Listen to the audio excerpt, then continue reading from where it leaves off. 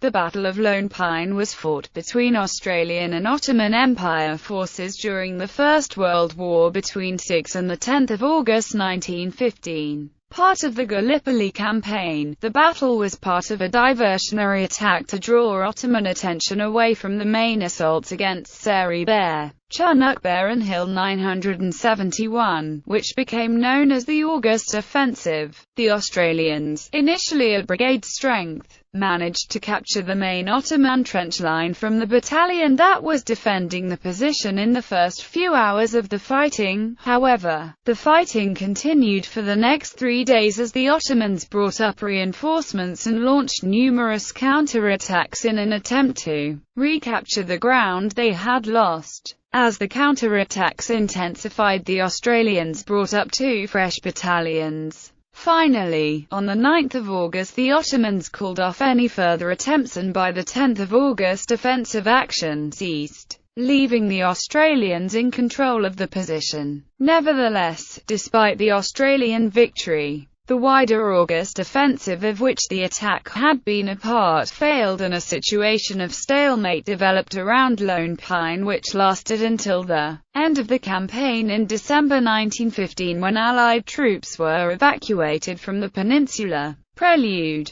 Terrain. The Lone Pine battlefield, named for a solitary Turkish pine that stood there at the start of the fighting, was situated near the centre of the eastern line of the Australian and New Zealand trenches around Anzac Cove on a rise known as 400 Plateau that joined Baltarns Ridge to the south with the ridge along the east side of Monash Valley to the north, being towards the southern end of the area around Anzac Cove. The terrain in the Lone Pine region was comparatively gentle and the opposing trenches were separated some distance with a flat no-man's land intervening. Due to its location relative to the beachhead and the shape of the intervening ground, Lone Pine's importance lay in the fact that its position provided a commanding view of the Australian and New Zealand rear areas. From the 400 Plateau it was possible to observe as far south as Gaba Tepe, and its possession would have afforded the Ottomans the ability to place the approaches to the second ridge under fire, preventing the flow of reinforcements and supplies from the beachhead to the forward trenches.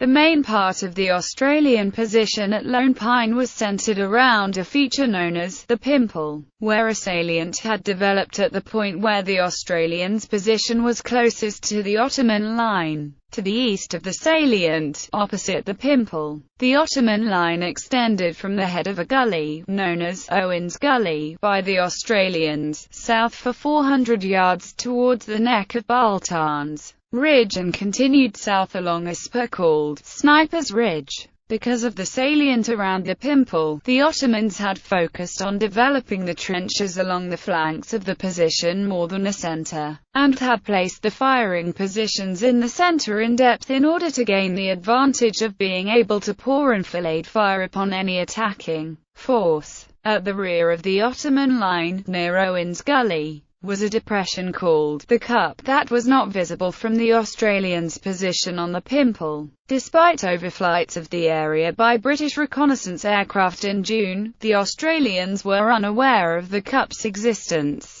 and at the time of the attack they believed this area to be flat and to consist of further trench lines. In reality it was actually a reserve area where the Ottomans had established a regimental headquarters and sited a series of bivouacs in terraces, and at the time of the attack there were large numbers of reinforcements camped there. Military situation prior to the battle. Isolated fighting around Lone Pine had begun early in the Gallipoli campaign, at around 7 a.m. on the first day of the Australian and New Zealand landings at Anzac Cove, the 25th of April 1915. Elements of the Australian force had pushed through to Lone Pine in an effort to destroy an Ottoman artillery battery that had been firing down upon the landing beach. Before the Australians could engage the battery, the Ottomans had withdrawn to a ridge to the southwest, which the Australians later dubbed Third Ridge. Pressing further inland, troops from the 6th Battalion had attempted to reach the ridge, crossing a wide valley, but they were pushed back when an Ottoman regiment, the 27th, had launched a counterattack from the southeast towards Lone Pine at 10 a.m., with the objective of retaking the 400 plateau.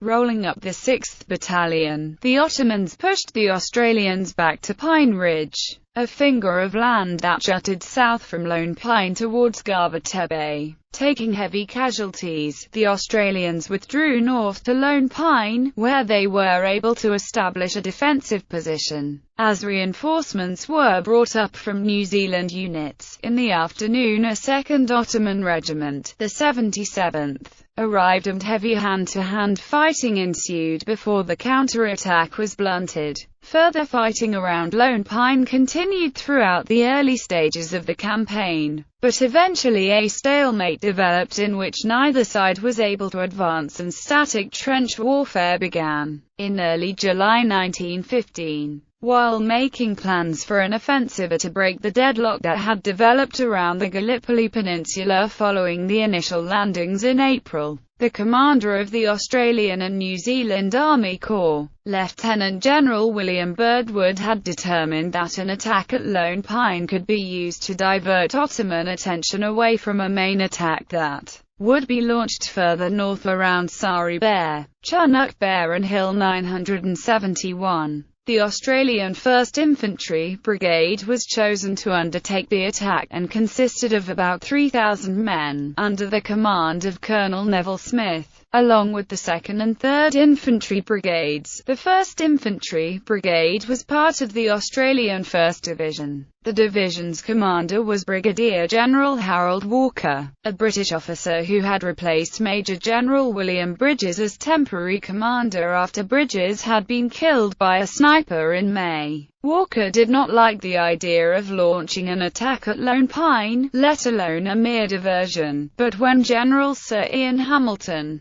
the British commander, insisted the attack proceed through thorough planning, Walker endeavoured to give his troops the best chance of success possible on such an unfavourable battleground. The Ottoman forces opposing the Australians at Lone Pine consisted of 2 battalions from the 47th Regiment, under the command of Tevfik Bey. These battalions amounted to a total of about 1,000 men, of which 500 were positioned in the trenches along the front, while another 500 were positioned further back in depth. Sitting further back in divisional reserve, to the northeast on Mortar Ridge, was a battalion from the 57th Regiment, which had been relieved from its position on the front line north of Lone Pine by an Arab battalion of the 72nd Regiment. The positions north and south of the Ottoman line at Lone Pine were held by the 125th Regiment at Johnston's Jolie in the north and the 48th Regiment in the south along Pine Ridge.